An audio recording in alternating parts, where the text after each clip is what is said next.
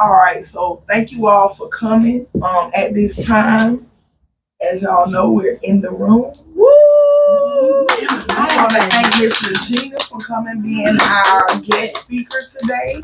We'll want to go around the room and let everyone introduce themselves, and then after that, we'll pray over the workshop, and then the workshop begins. So we'll start with me. My name is Samantha Wilkerson. I am co-facilitator, program coordinator with Miss Melanie, and I'm a volunteer with the Aqua program. All right, we'll start with Miss Nikki. I'm Miss Nikki. Hey, everybody. I'm Melanie Dixon. I'm a coach slash Samantha assistant as well. And I'm Mary. Hi, Miss Mary. How Thank y'all you for doing? joining us. Thank y'all for inviting me. You want to tell us anything about yourself? Oh Lord, me and the coach go by for some years. I got 11 kids. He's been, like I said, been about 13 years. My kids been in and out of the group for years, and anytime he has something come up, he makes sure I get an invite or at least let me know what's going on. So I appreciate that. Thank you so much for joining us. Yes. Talk about some of them superstars. Regina. I'm Regina. I am I'm a licensed professional counselor, and I've been in the field about 20 years, working with families and children, providing services ranging from parenting to substance abuse to domestic violence, just the whole gamut. And I'm excited to be here today. Yeah. So if y'all don't mind, we'll pray right quick. Lord, we come to you as humbly as we know how. Just thanking you for the opportunity to have this workshop. Father, we pray that you will open our eyes, open our ears, open our heart, that we'll be able to receive the information that's being given and use it, Lord, to better our environments, better our families, and better our community. Thank you for Coach and Akma giving us this space to come in this room. Lord, thank you. We bless you and we praise you in your son Jesus' name. Amen. Amen. All right. So at this time, Miss Regina will start with her presentation.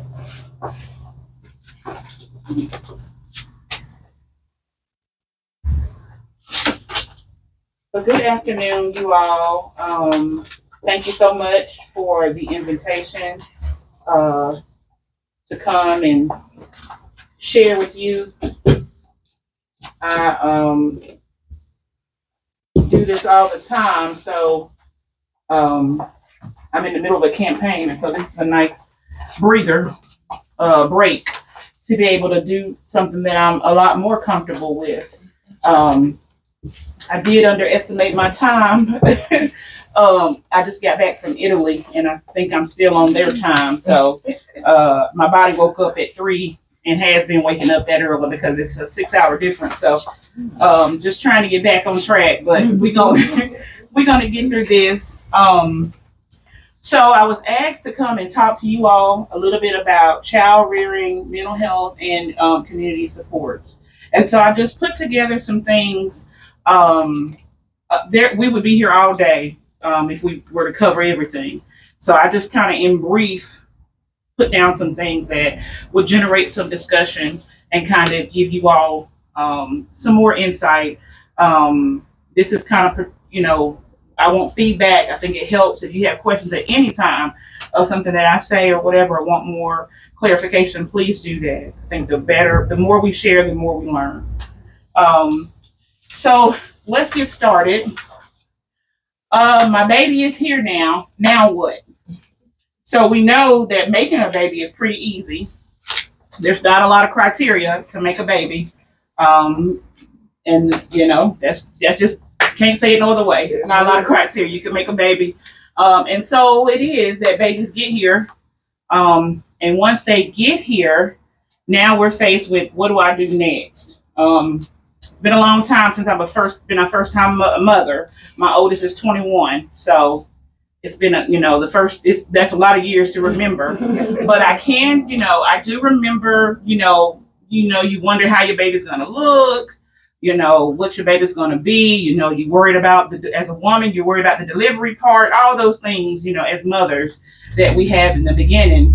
And there's no book that they give you. There are books that they give you, but there's no book that makes it so that there's no they're not going to make any errors. And the crazy part about this thing is that the errors are the ways that you learn. That's how you learn, because none of us are perfect at this. But it does take a willingness to want to, and want to try, and to learn from our past behavior. And so that's really what parenting is about. It's about learning from what has happened, adjusting. You'll have to make adjustments during the process. All of us in here are mothers and fathers.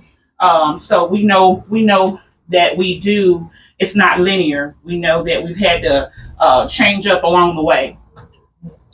What shapes you as a parent? So what are some of the things that you think make you into the parent that influence you as a parent, the type of parent you are? Previous experiences as a kid. So your child rearing, how you were raised. Right. So your parents are caretakers. And what are some other things that influence you that you feel influence you as a parent? My kids. Okay.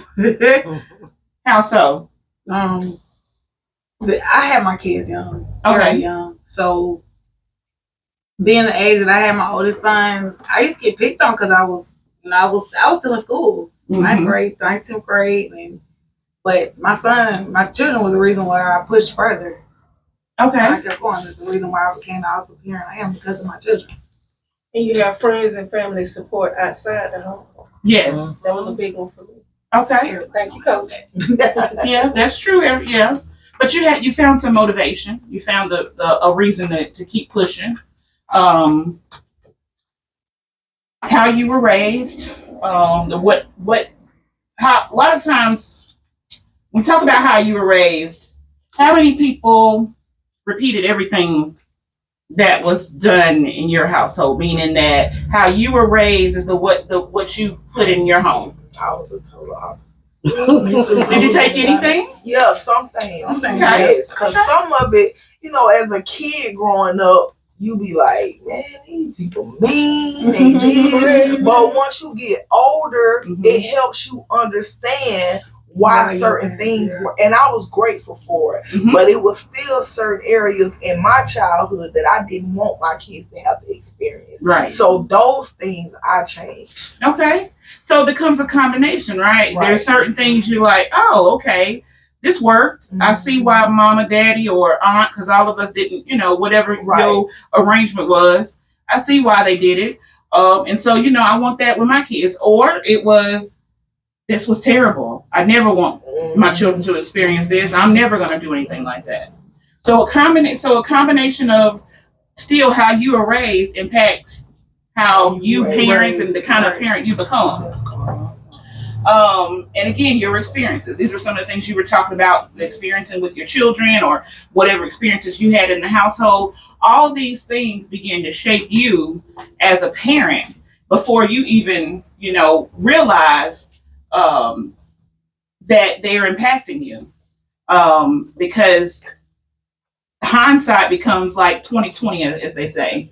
Sometimes it's not until we get to a certain age or maturity that we realize, like you said, oh, I see why they did that. I see why, also we grow to kind of understand our people better, our moms, our dads, our grandparents. That's why I appreciate my mom so much, because when I was young, 10 years old, I was cooking, raising siblings while she worked. And when I was 14 years old, I started working as well, helping my mom out because she was, a single parent. And I thank God for my mom. Oh, yeah. Oh, yeah. And so sometimes, and it's good to have, at that time, did you have that same appreciation?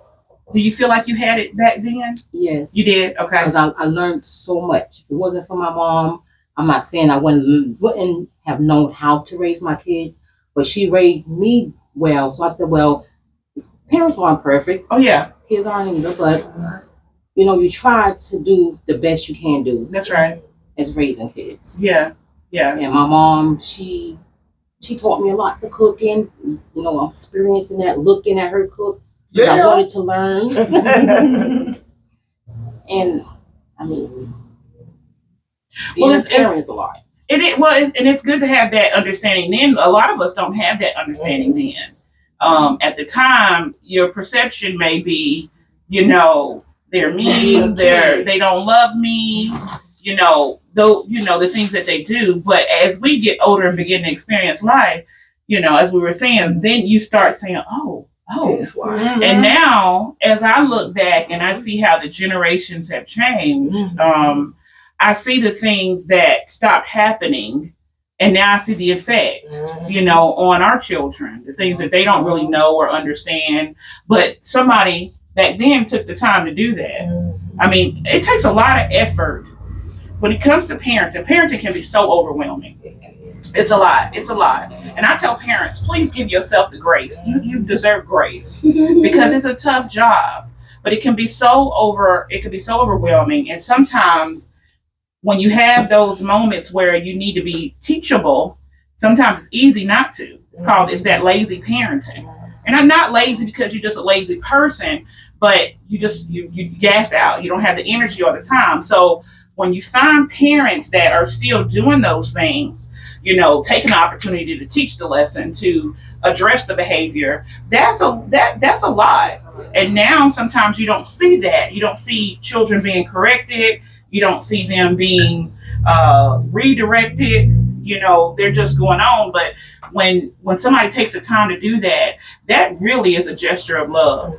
But we don't perceive that. Now, don't say that to my child. You bet not, and you bet not. You know, children understand that too. They hear that. They do. They know. They They definitely do because they know. You know, you can't get too funny with me because my mama gonna have you. You know, so. I just to interject, you know, when we were growing up, I'm like 64, and in my community, everybody's mom was my mom. Oh yeah, right. That's when it took a village The to real raise. village. Yeah. And so we had a lot of oversight when we were coming up, but pop culture was different. We didn't have the internet, so so parents just says, well, go outside. You're gonna mess up my house. It's cleaned up. Go outside and be back before the sun sets. Yeah, for the But nowadays, come on. you can't do that because the kids are inside. They're gaming. They're on the computer. It's different impact, different environment on kids, different type of stimuli. Yeah. That also sort of have an impact on behavior. Oh yes, absolutely. And that's what we're seeing. And it is. You said something I was going to comment on. About the village part. About I can remember, like, if you got in trouble at school, you were definitely in trouble. The teacher got onto you. You knew it was automatic. You was in trouble at home. You know, it wasn't this. Because, it was like, I don't care what you got to say. Whatever you did or whatever happened caused some type of disruption. And it elevated to the point where them people had to call me at home. my job. Yeah, so you knew it was automatic. Calm down. Yeah, it was, but you don't have those kind of, I don't know, the trust amongst the community isn't there anymore or what has happened, but it's not there. It's not the same anymore. There's 5 major influences. So some of the stuff that I'm gonna be talking to you about comes out of a program called Step Parenting, and I'll give you guys the website because it has a lot of good resources on there that you all can go to and later look at if you want to. But so that's where a lot of this information that I'm talking about, that's where you can reference it. 5 major influences on lifestyle. Heredity. Heredity is, or a child's inherited physical traits influences lifestyle. Physical traits influence a child's beliefs about self. Heredity also includes characteristics such as the child's temperament, the child's intelligence. While every child inherits a certain genetic potential, the child's beliefs will determine when and how to act on that potential. So when the part that says, God made me who I am, there are some elements of us that were just a part of who we are, and that's just how, anybody has more than one child. And maybe you by the same mom and dad. Those two children, different. They may have different temperaments, different intellectual capabilities. Outside of not only just different physical characteristics, but that's those are our genes. Sometimes our genes do have an influence on who we become. Number 2, family atmosphere and values.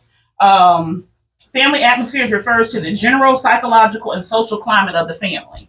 So we know that can vary depending on what family you're in. That kind of brings you to that conversation about, is it nature versus nurture? So was I born this way, or is it the environment that shaped who I am?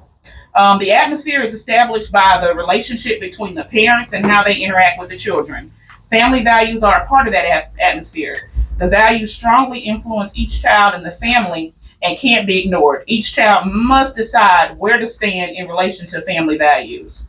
So all of us have we're born into different scenarios.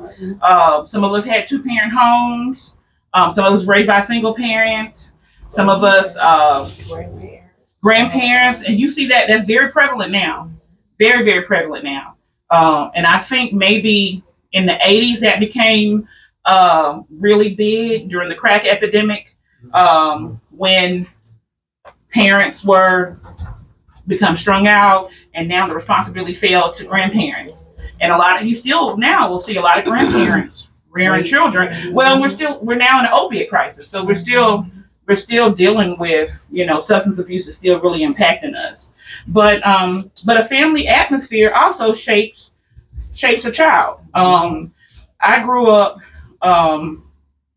I grew up in a step family, but it was kind of sometimes maybe not the traditional type of step family, because my biological mother was still a part of the equation, and they all got along very, very well. Sometimes you don't see that in a step family, but that was my family dynamic.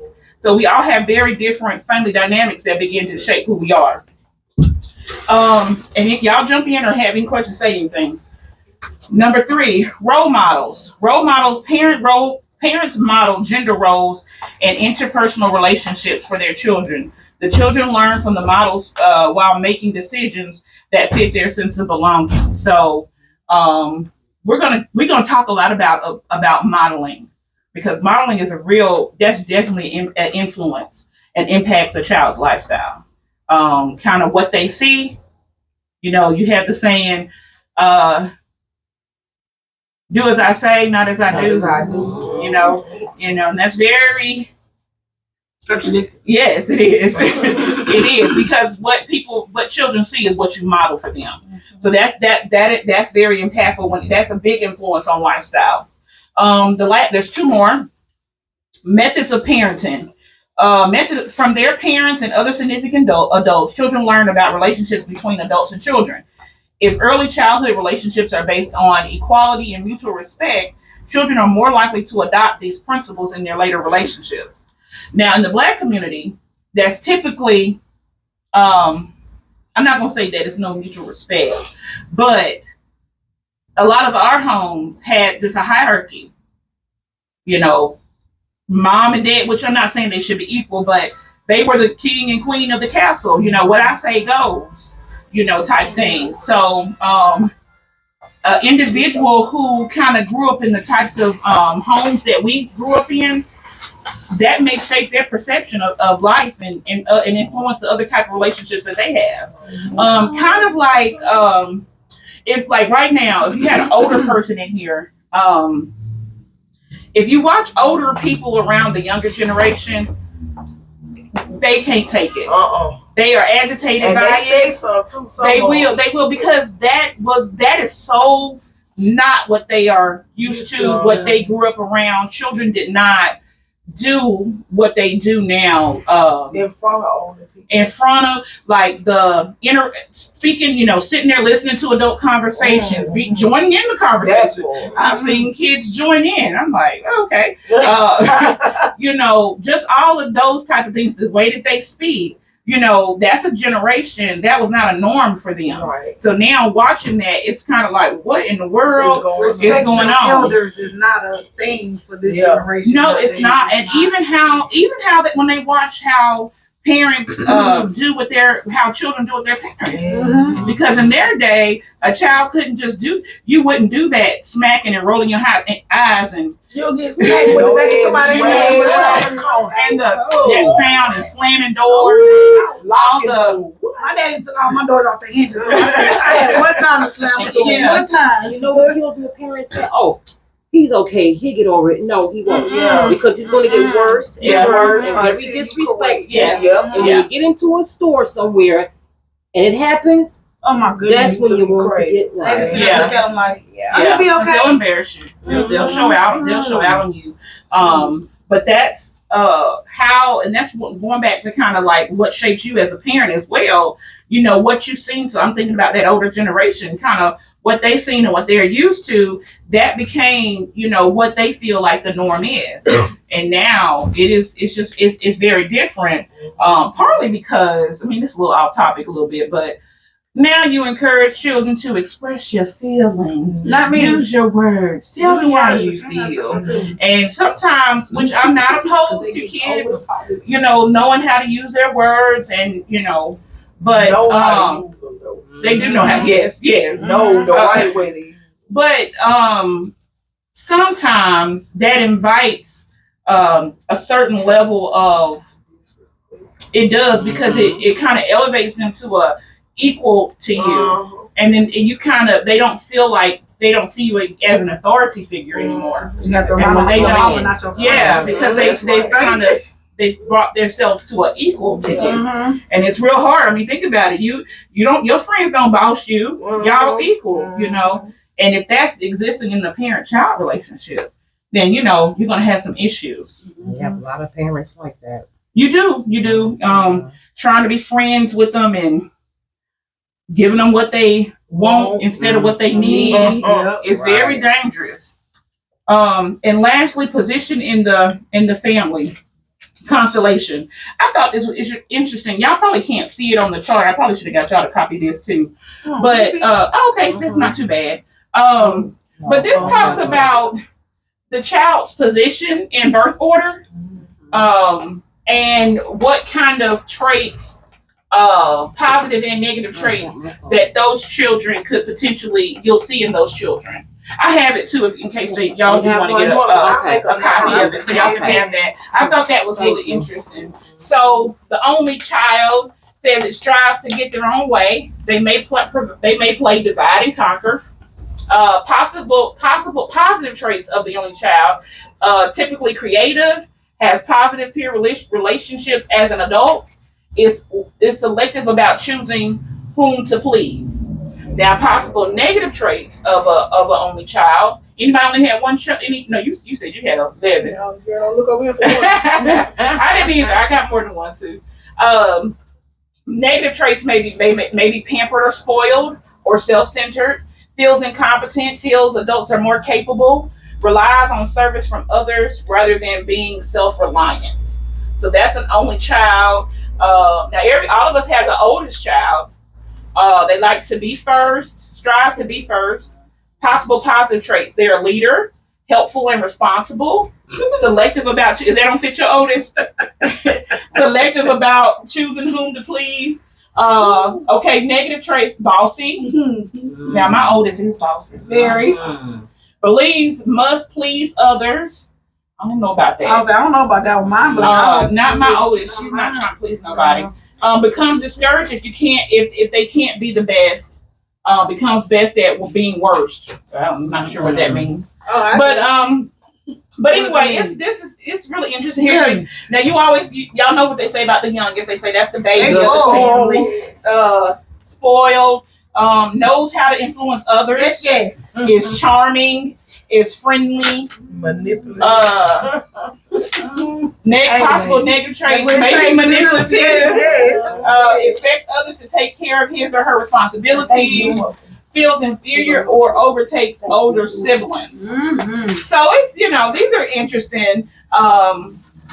It's kind of, some children may have maybe more than one. Like I'm a blended family, so I'm the oldest child in one, but then I'm like the second child, and so I have more than one, role, and some of us may too, just depending on the makeup of your family. So, but I thought that's interesting, and there is a lot of research out there about birth order and what your birth order says about you as a person and your personality and your characteristics, character traits. And I thought that was interesting. Okay, so moving into what is misbehavior. So we're talking about parenting, and we're talking about the biggest thing is, well, how do I manage behaviors of my child? People often refer to any troublesome behavior, not spelled right, as misbehavior, but not all such behavior is misbehavior. The 4 goals of misbehavior. So if you ever heard the saying, all behavior has a goal. Okay. Number one goal is attention. Attention-seeking behaviors is almost universal in young children. So a lot of times when a child is maybe not acting the way they're supposed to be acting, sometimes the goal of that is to get your attention because they want attention. And it depends on, and as we go through some of these, you'll see, it depends on how you reinforce some of that, reinforce their behaviors as to how much they continue to do that. Because the goal is, if my child wants attention, you don't want them acting out to get attention. You want them to be able to communicate that to you, or you want to try to do other things. You do the adapt, because all children are not old enough to say what it is that I want attention. They can't verbalize that or communicate that. But as a parent, when you're observing the behavior, and if you recognize that, hey, they're attention seeking, then as a parent, you begin to do more things with them to find appropriate ways for them to get that more attention. You can't give a child too much attention, which is, sometimes they say you can't spoil them or whatever, but particularly as they get older, the more, if you're able to address that need, the less that they will act out. The less that they'll act out trying to get that attention because you're giving it to them. The second goal is power. A positive sense of power gives children a feeling of control over their environment and an important step in gaining independence. So just like us, children want to be able to control what happens next. So some behaviors are really a goal. It's like it's a power struggle because they're trying to maintain that, get that power and be that independence. So as parents, we have to recognize when we see that happening. And a lot of times they'll tell you, don't walk into a power struggle with a child. What do you think a power struggle would look like? What do y'all think a power struggle would look like between a child? It could be any age too. What you mean? Like a child, an example of a child trying to engaging in some type of power struggle. Like when the child oversteps your parents. Yeah, you got they want to out talk you. Yes. And so what they are doing, especially depending on the age of the child, is it's kind of like a defiance, or it's any kind of way that they can still try to maintain control. And so what it'll look like is they're misbehaving, they being defiant, they acting out, but really it's them trying to obtain some type of power. And so again, as a caretaker, as a parent, as a mother, we have to recognize when they're doing that. And sometimes I often suggest, don't engage in a power struggle. I mean, think about that teenager. Y'all got teenagers? Think about that teenager. They talking back. That's a good one. They talking back. Maybe they probably want the last word. You gonna keep going back and forth with them. That's engaging in the power struggle. When you the boss, That's right. you don't have to say I'm the boss to be the boss. I tell Until you 21 and can do for yourself, you gotta close it up and walk into Right. how you doing? Well, if you ain't making no important point, why should I stop guiding you along? Stop telling you. You can sit here and say, "How was your day?" Well, if I'd have been able to do this today and the third, come on, keep it on the real. And if I say no to something, why you mad? Right. It's the reason why I'm Right. saying no. Oh yeah, they don't. But they ain't gonna don't ask no. why. Yeah. But you're just gonna assume that, and you're not gonna assume that. And if the conversation over, we'll leave it alone. Yeah. And that's very good advice. I think my mother's most effective method was when no was no, it was it. That was it. You could, or when it was over, it was over. She wasn't about to go back and forth with you. And what that reinforced with us was there was no need to do that with her. It's not gonna work. She's not gonna fall for that. She don't tolerate, So because if you been one time, then you showing the kids the weaker side of it, they gonna take advantage of it. So I've always made a habit of saying it is what it is, and you got something to say about that. But put some tape over your mouth. You can do that till they get about 8 or 9. Because if you let them get away with it too long, they're gonna take it into the teenage years, and then you really gonna catch a feet. Yeah. Yes. Well, we always have to remember that they are learning. Everything is about them learning, and the biggest person they're learning is you. Yeah. And they know how to read us like a book. They could read us well. And even so, when you ignoring them, they managed to slip in something that you don't even think about that's affecting nothing, but they notice everything. I've always said kids got big eyes and big ears because they hear everything and they see everything. Oh yes, they and do. Now They don't brain miss it. putting them 3 things together. Yeah. And so, a good example of this is like when I think about myself and my husband. Now, when my mother was in my household, my mama's no. And she said, in fact, you probably didn't ask her first because she probably wasn't going to say no. So, you learn what parent to go to and ask, but I didn't know.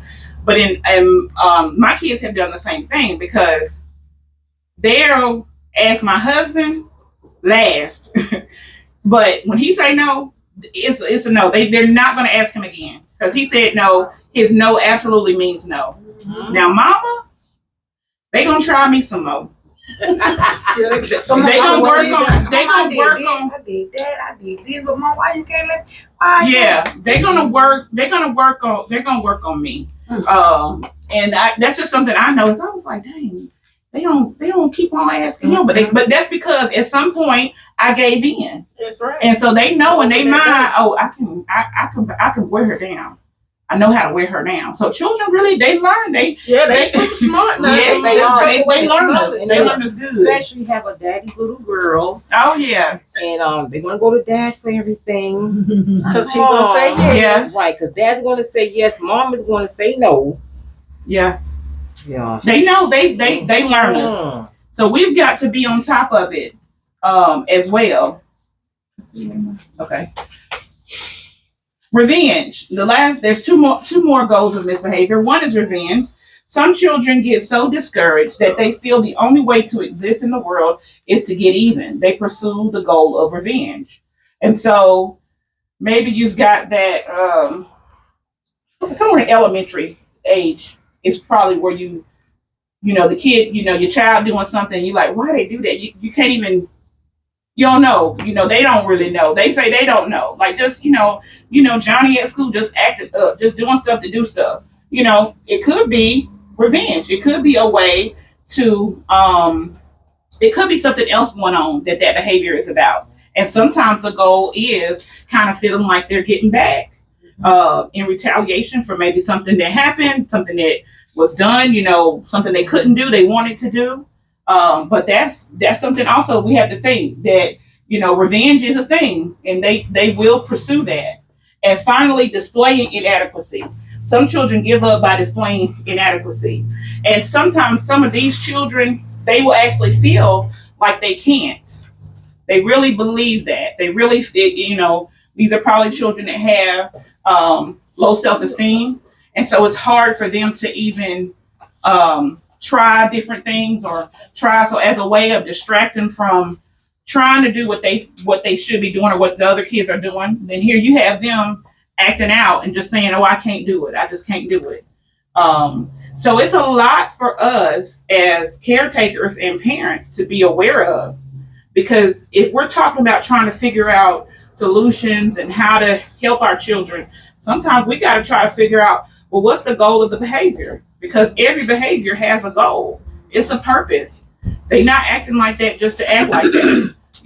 There's something that they're trying to get out of that behavior. And that's the challenging part for us as parents, is to try to figure that part out. What is it that my child is actually seeking? Because if you can find a better way to give it to them to where they don't have to misbehave to get it, then that's a better time for you and the child. Okay, so what's my parenting style? So this is, everybody, if you would do this worksheet here, everybody pull out this worksheet here. And I'm gonna give you just some time to go through it. It's really easy. It just asks you about your beliefs, and you're gonna check 1, 2, 3, 4, or 5. And do y'all see the key up there? One is strongly disagree. 2 is disagree. 3 is I don't know, I'm neutral. 4 is agree, and 5 is strongly agree. So I'm gonna give y'all a minute to go through that, and we're gonna kind of figure out what our individual parenting styles are.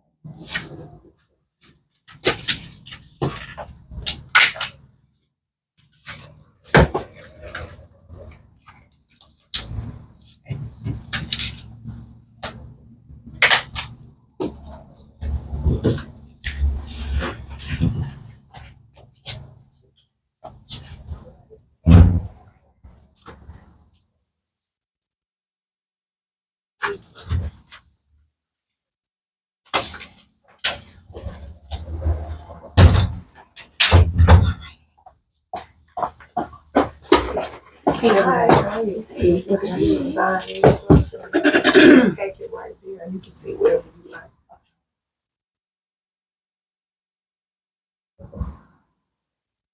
And right now, everybody's working on this, that first packet thing on your packet. What's my parenting style? The entire thing. Yeah, you take the whole packet is yours, Oh. but they're filling out that first form there. I can see anyway. Yes, ma'am.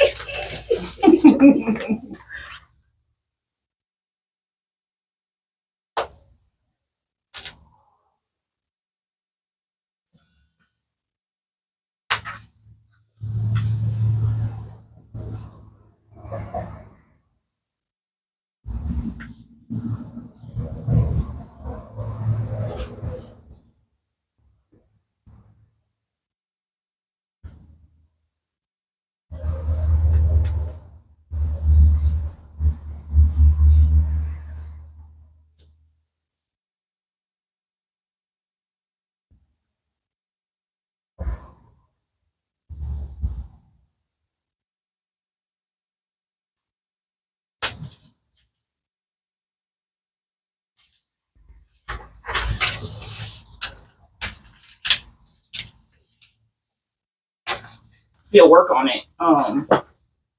So belief versus action. So some of those things about what a parent thinks he or she does or believes he or she does versus the action, what the parent actually does. And how many of you all know that sometimes there's a difference between what we believe and what we actually do and what we actually do. So this scale that I used here, still on it. This scale that I use here, actually looked at both of those. So the way it works is the higher the score indicates, the higher the score in that area, that indicates that that's your style, in action and belief. So a lot of times, this is one of the assessment tools that we use when we assess. And a lot of times what you'll find is either people have very similar scores in the different types, meaning that their belief they may be autocratic, but maybe in action they may be more of a permissive parent. So when the numbers vary drastically, that person uses more than one parenting style, or they believe one thing but they actually do another. And so these are the three types that they have. Autocrat, and you'll see different parenting programs refer to these as different things. Autocratic parenting tends to cause frequent battles with children. Anger and frustration probably characterize the power struggles between the parent and the child. So you may also hear people say the dictator. This is or somebody who rules with an iron fist. This is this person's parenting style. I think I was low in autocratic. It's hard for me to be tough. I was always soft. Yeah. The second style is the permissive style. Now this person is different than the autocratic person or the dictator. This person is the permissive parent, and they allow the child to do a lot. When a parent is too permissive, their relationship with their children may be pretty good as long as the parent does as the child wants. A parent could find that her child gets very hostile and perhaps throws tantrums when she says no or makes a demand of him, because this child basically is used to getting what they want because they have a very permissive parent. So I don't know, maybe you're the permissive parent. Where's the in between? This would be the in between. I was just gonna ask the same thing. And here they refer to it as the active parent. You also will hear it as the democratic parent, the parent that does the democracy style. The active parent or the democratic style is the most positive style, though problems certainly can't occur. An atmosphere of mutual respect, trust, and teamwork enables the parent to handle them without hurt or resentment that characterizes the other styles. Okay, yeah. So That's me. this is probably where you want to be, but some people may find themselves here in belief, but not here in action.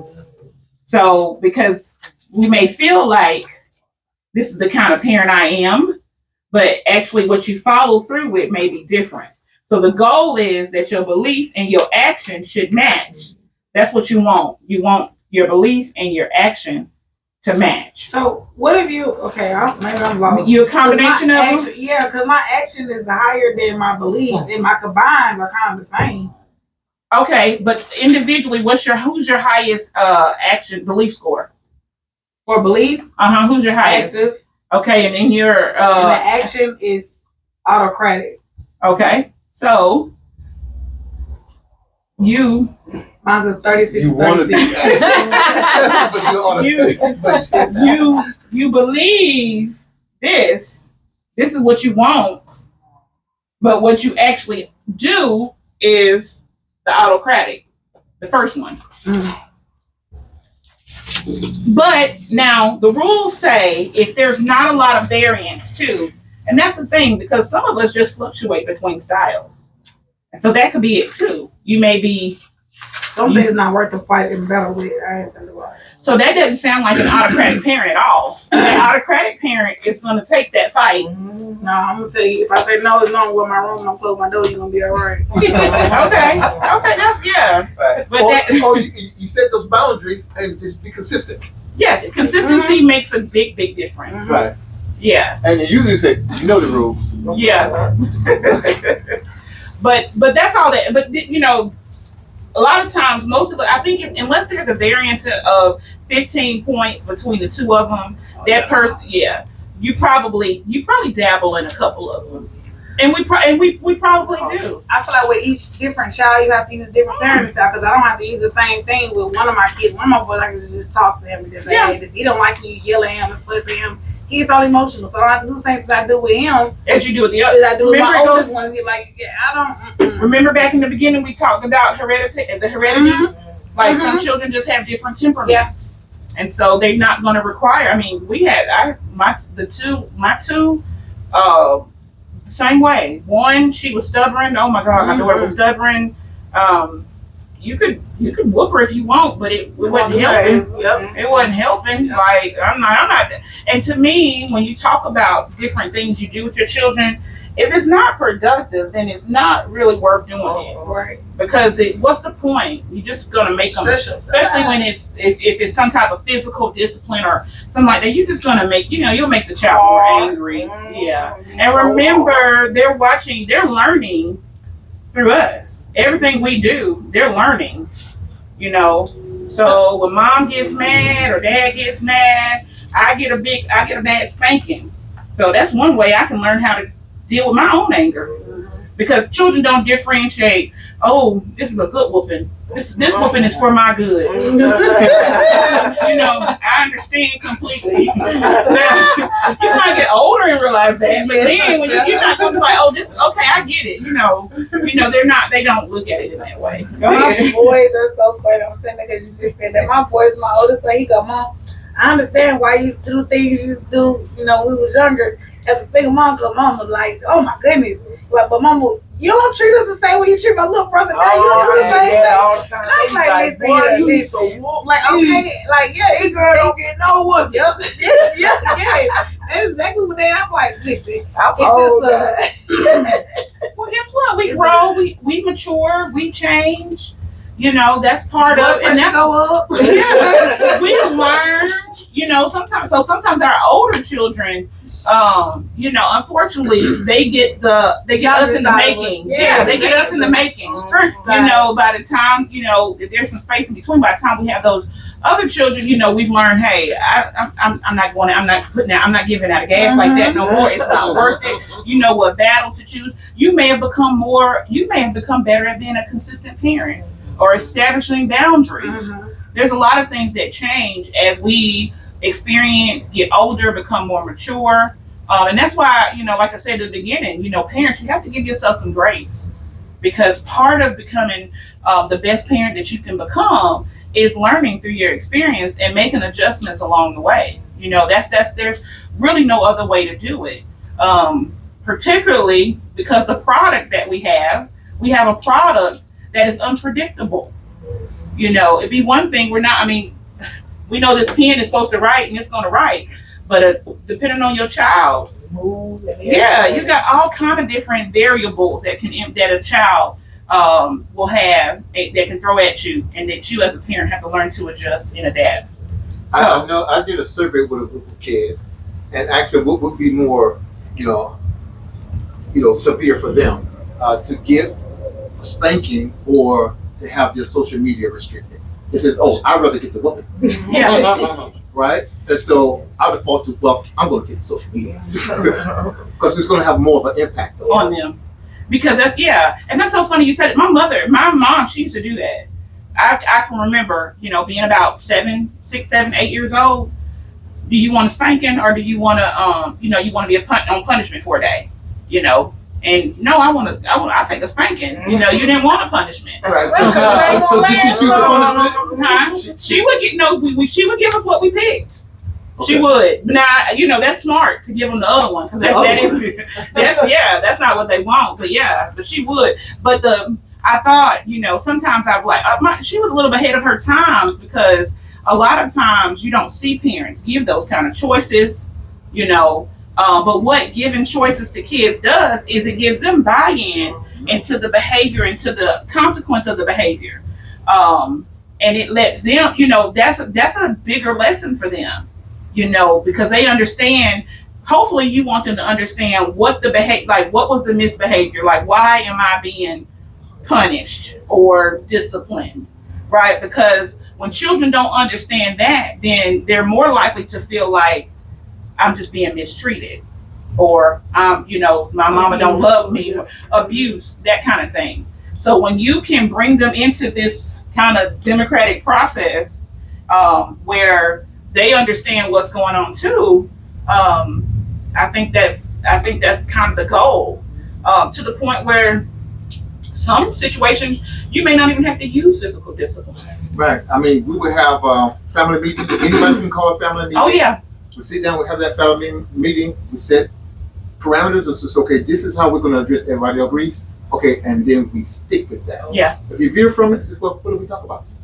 Okay, then you know.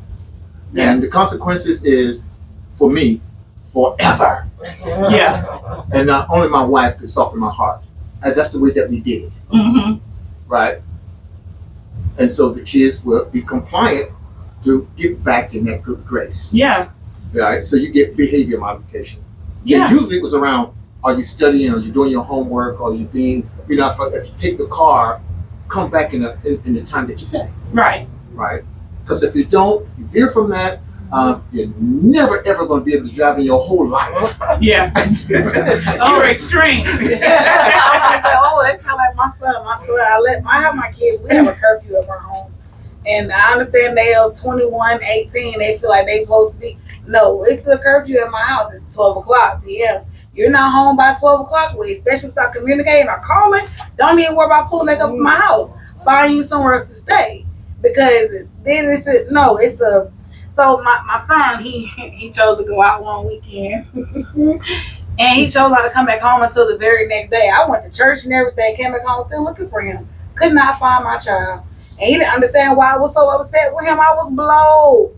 I told him, I said, don't worry about it, because you won't be able to go nowhere. I don't care if it is your car that somebody else bought it for you, but you reside in my home, and you're gonna respect my rules in my home. I'm not giving you my keys. I took those keys. You didn't get to drive your car that somebody else bought for you, that you brought down here to my home to come back and live in.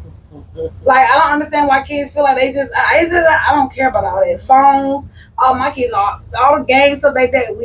Their dad lives in Atlanta, I live here. You live with me. I don't care what your father, whoever buys for you and everything else. In my home, we have rules and boundaries.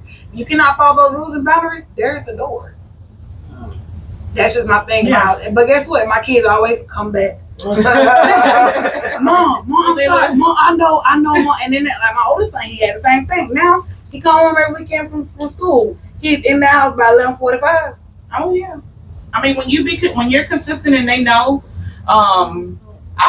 family meetings, that is a really good tool. I don't know if it comes somewhere up in here as one of those or not, but that's something also. Not only is it bringing, trying to get everybody on one page, but it's actually building a bond between the family, and it's making everybody feel like they're a member of this family and they're contributing something.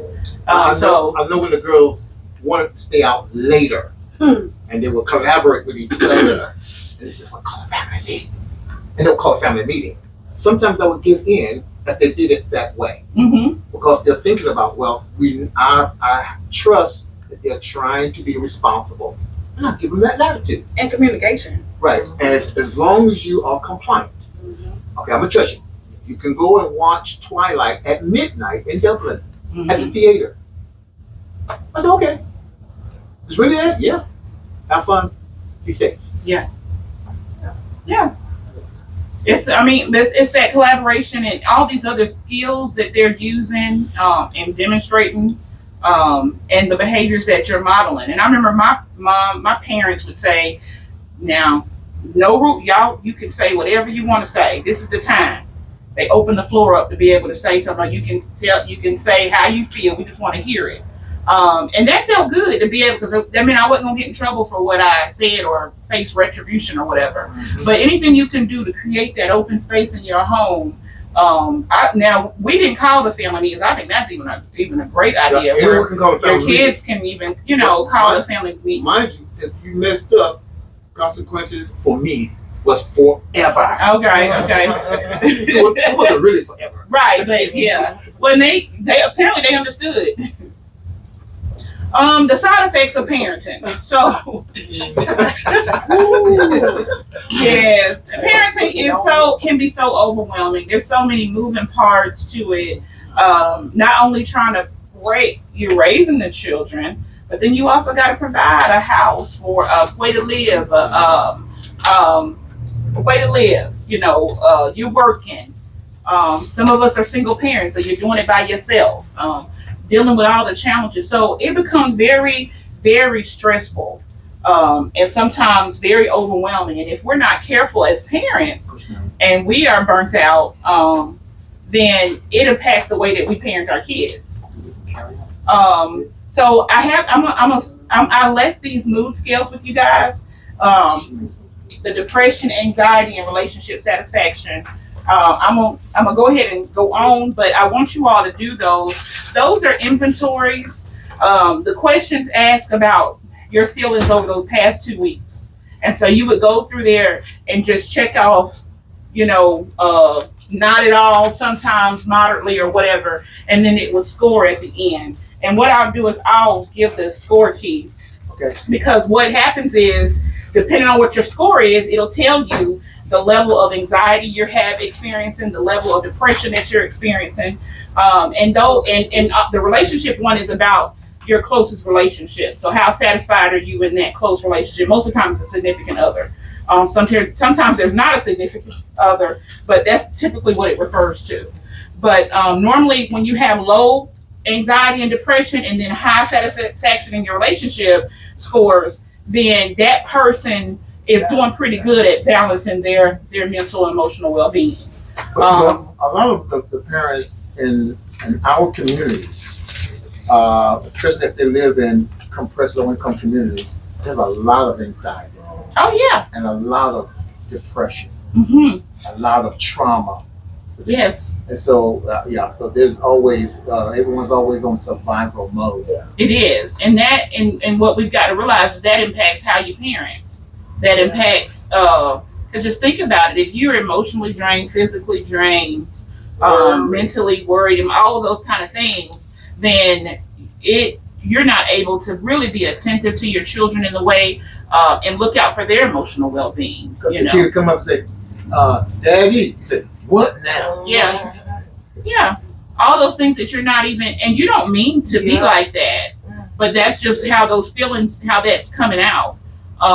So it's really important to know, kind of like know your status, be aware, be in tune, do that self-inventory. And of course, if those numbers are high, then we've got to start doing some things about it. So here are some tips. Now, these typical self-care things: practice mindfulness, engage in activities like meditation, yoga, deep breathing exercises, spend time in nature. Now, this is not always a popular one because people just don't like being outside, but it's one. Go for walks, hikes, simply sit outside. Maybe you want to sit on the porch and porch watch and everything Or parents, I'll take all of y'all on a bike ride. Bike ride. There you go. When I get my knees back together, that's good. I just start that walking now. Come on now. Because that's some physical stuff too, because that helps too. Connect with others, socialize with friends, family, and join support groups. Like this one. Yes. Be in the room. Yes, be in the room. That's very true. Be a part of your get involved with the church. community, like where you're around other positive people that can offer real positive support. Do not, when you feel like you're isolating and getting to be by yourself too much, that's a warning sign. Pay attention to that. Mine's paying attention to that. I can't say that. I ain't gonna put it out there, but mine's she just pulled up my house. Like, I just felt like someone was bothering me, so I had to come give you a hug. Oh yeah. And she just come and just sitting there with me and just look at me. Yeah. That's a blessing. I mean, you need that. Yeah. You absolutely do. Because it's really easy, and that's what, when you see somebody who's on a clinical level of depression, they have no energy to get up out. They're not getting out of bed. They're neglecting hygiene. They are moody. Just all those things are going on with them, and they're depressed or they're stressed out, worried. Yeah. So you want to connect with people, positive people. You have to realize that yourself and reach out. Yes, because the help is there. It's there, but you gotta make that step. And it's good to have that person that will pull up on you too. Yeah. That's a blessing. Engage in hobbies, do things that bring you joy, and relaxation, such as reading, listening to music, crafting, puzzles, coloring. All those kind of things, like those are very calming things that will that'll help ease your mental anxieties. And finally, like we've been saying, seek professional help if needed. If you're struggling with mental health issues, consider talking to a therapist or a counselor. Can I? Mm-hmm. Don't do that, Doc. I don't want that on right now. So my only issue is the struggling with the mental health. There's just a lot of people down here that struggle with mental health, and I know everyone to say go to the mental health center, go to the mental health center. No, I ain't gonna say that. Don't go out there. I'm saying, but if you know what I know, that's why a lot of people don't. But there are some private. There are other. But you don't have the insurance to pay for them. The costing to afford it is just. Well, some of them do take some insurance. So what I can do is I can provide some list of some therapists in the area. I have the list that you gave me. You and Miss Fluker. Best Care. I have a good friend in Vision and Hope. She's right across from Robbins Bank there. She's excellent. She has what, Regina? There's a gross, deficit. Yeah, it is. It's so the need is greater than there are resources to refer. There is. They can't take referrals fast enough. Yeah. Because if I'm not mistaken, I know Hope fills up really quickly too. I'm not sure with, I think it's Coretta Green is at Best Care, but yeah, a lot of them, yeah. So that's the reason why we're doing this forum, and we also do something, with kids. We have a Sea Riser support group. Of course, I got the boys. We're always doing something. Mm-hmm. It's an extension of that mental health. Yes. Yeah. It is. And then there may be also some that. Can you give some referrals that where you don't have to stick your kids on the medicine? That part. Yeah, because I decline medicine for all my kids. I need something different. Yeah. So you can so really if you go to just a therapist, I mean they're just providing therapy. Mm-hmm. They like I'm an LPC, I can't prescribe medication. Okay, that's cool. So a lot of these which I'm not, I do understand because everybody feels like, that you automatically just going to dope you up and send you, on your way. Community mental health is, the doctor don't really check your child. You may have our paperwork say 15-minute sessions. What you going to learn about my child in 15 minutes? You know how fast he can write me a prescription? 2 seconds. Mm-hmm. But he can't tell you a thing about my child. He can't even diagnose. And a lot of parents give her this, give him that. Yeah. And a lot of parents said they're reluctant to send their child to these services with the fear of they're going to put my child on medication. Yeah. So it sort of neutralized that option. Right. And we hear it all the time. We do. And like you say, this is one of the most underserved areas. So there's a footnote there. There needs to be another solution. Yeah. Okay, so let's put a footnote on that one. There needs to be an alternative resource to address it. Mm-hmm. Because right now it's not adequate. It's not. I completely agree with you. Okay, so So that makes it a little bit harder on us to help our child, even especially like during the school hours. And they'll say, "Oh, just give it to them during school hours." Okay, they zoned out what they going to school for, cause now they sleep.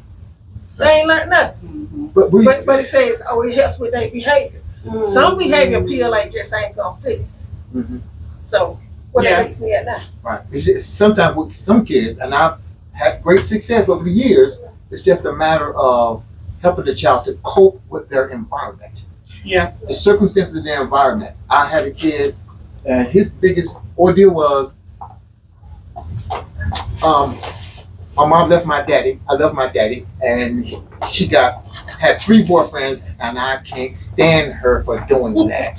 So this boy had issues against his mom, but once I got him therapy, I did, right? He was able to reconcile that. He graduated, good relationship with his mom now, but he was able to deal with, his problem. Yeah. And he didn't need medication. He was very rebellious because he had the embedded, resentment. It's trauma. It's a lot of that trauma and that complex trauma, trauma on top of trauma that these children are experiencing. I mean, he was in ISS. He was in a lot of problems. Yeah. But that was the source of his behavior. That's what I was gonna say. My issue with them is not the medication, because a lot of places, even in Atlanta, where I moved down here, their first thing was to put your child on medication as a trial and error to see how it works. If it doesn't work, they take it out, try something else. But that wasn't my issue. My issue was down here. I allow my children to go to mental health. Oh, like how we supposed to be in the room and nothing is supposed to be discussed. Why is everything my child's going through being discussed everywhere else? That's what I was getting at. I wasn't getting at that part. Like it wasn't like it's not a place that you want to take because everything always So what's the point of me bringing my child here? Yeah. What's the point of me bringing my child, let him pour out his heart and what he got going on, his traumas and everything else, for you to go discuss with the community, for it to come right back to him with 1,600 other words added on to it. Yeah. It's like playing telephone. Like that's not healthy. Yeah. And then it causes even more trust issues with the children and the parents. Yeah. That's a valid point. I mean, HIPAA is very serious, and sometimes in these small towns, take it serious though. Right? Yeah, that's a problem. That's a problem. So we definitely have some work to do in that area. One, trying to help bring more resources to our area so that that's not the only option. Some people just don't like going there for whatever reasons, and so you want to be able to have. They don't make you feel like they professionals. Like she said, how you gonna discuss my child to someone else when you can't even discuss my own child with me? Yeah. I think everybody just want to take too many shortcuts. And that's a valid point, and that creates that distrust. Yeah. That's what I was saying. And so that's why, so that's a barrier. So we know that, but we also know that that's something we got to work out, because we do have to address the mental health piece. So that's going to be one of our actionable items. Okay, I like that. Yes, all ma'am. right, well, let me know how I can help in that way. You're helping right now. Okay. I'll kind of run through these a little bit. Emotional health, self boundaries. We talked a lot about this during the thing. Learn to say no and protect your time and energy. Practice gratitude. This is a good one. I try to stay grateful for anything. I got pickpocketed over there in Italy. Yes, but I was like, you know what? They didn't get my passport, and I'm coming back. I'll come back to Georgia. So, but I try to stay grateful. But just trying to find positivity to focus on that. Yeah, because it is. Because it could always be so much worse. Forgive yourself. Let go of the past mistakes and move forward. Sometimes we are. It is, because sometimes we are. I mean, shame and guilt. It absolutely kills us. But we've got to give ourselves grace and forgive ourselves. And sometimes we're our own biggest enemy. Yeah, we really are. Self-love is a very important aspect. Yeah, you've got to. Yes, it is. Take care of your appearance. Celebrate your successes. Acknowledge and reward yourself for your achievements. Physical health, that get on that bike. You talking about doing that bike ride. Eat a balanced diet. That's challenging. Get enough sleep. Lord, get enough sleep. They say aim 7 to 9 hours. I don't get 7 to 9 hours. I don't either. You need to get good sleep. Take breaks. Get up and move around regularly, especially if you're sitting for long periods. A lot of us have jobs that are at desk and all that kind of stuff. And this is the last part. how to model behaviors for our children. So remember, we talked about children are watching everything we do and they're learning. So create family rules that apply to everyone. Reward and praise your child for following agreed routines and rules. Use positive language to reinforce those expectations. We use gentle hands instead of no hitting. I got a question. In our school system, the PBI system, Yeah. it should be teaching positive behavior. Yes. And so that's part of that last part, using that positive language. Yes. And rather than, and we're supposed to be moving away from that punitive, Yes. scenario. How well is that being implemented in our school system? Okay, I got you. Yeah. But that is something that needs to be addressed. I'm not sure how well that program, the status of it, I remember when it first came. It'd be interesting to know if it's what progress is made I was just and if it has helped. Yeah, the PBIS program in the school system. Please don't do that. In the school system is to me, it's somebody who's been in and outside of the classroom. It really depends on how that teacher pushes it in their classroom, in their settings. Like in my classroom, my kids know, baby, you get the highest points you can get by the end of the day if we just do these simple things. And a lot of kids love being in my class because it was not hard.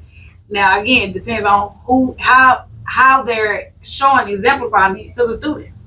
You have some teachers who don't care nothing about the PBI system, so they don't implement it in their classrooms.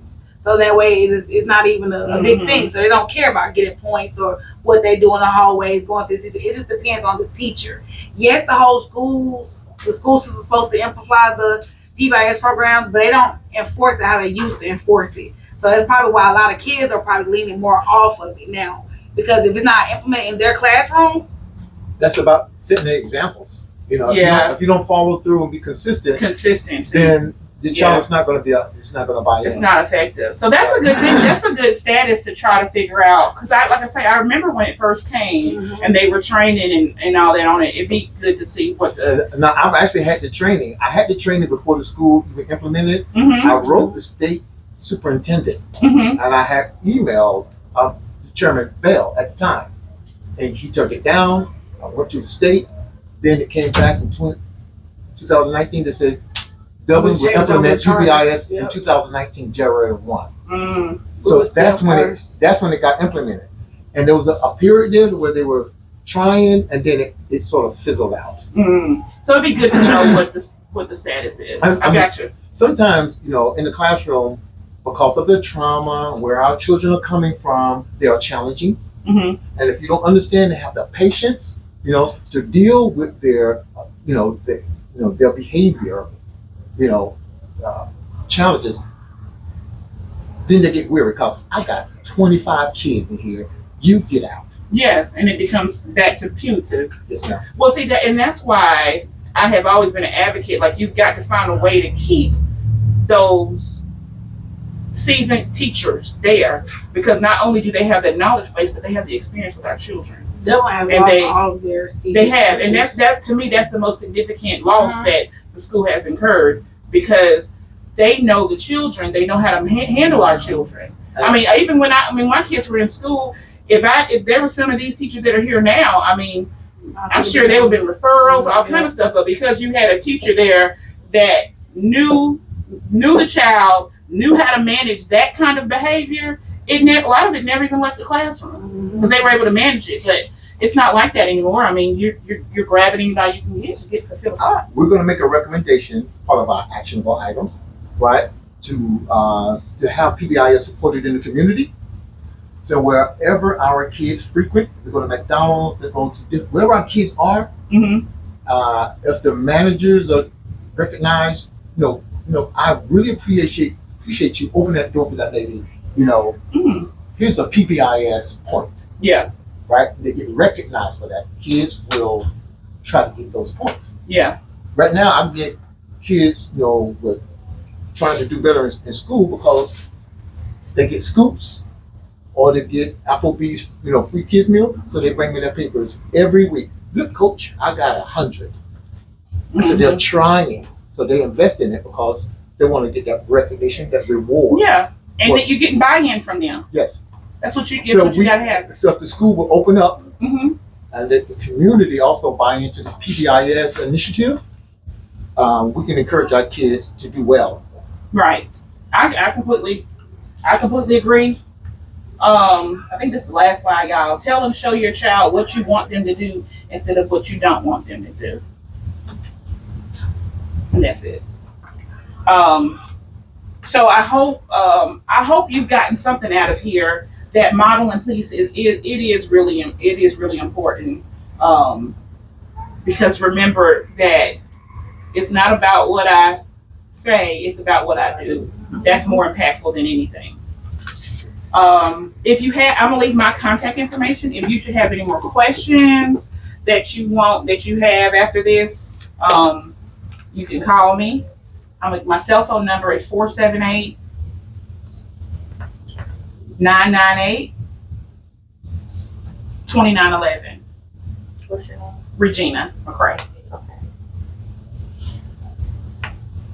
And I appreciate y'all's time today. Thank you. I wish I had more time to stay with this campaign season. And also make sure y'all vote in the election. Early Yes, voting. Election is when November 4th. Yeah, but early voting starts Tuesday. Okay. Yes. So please vote. Go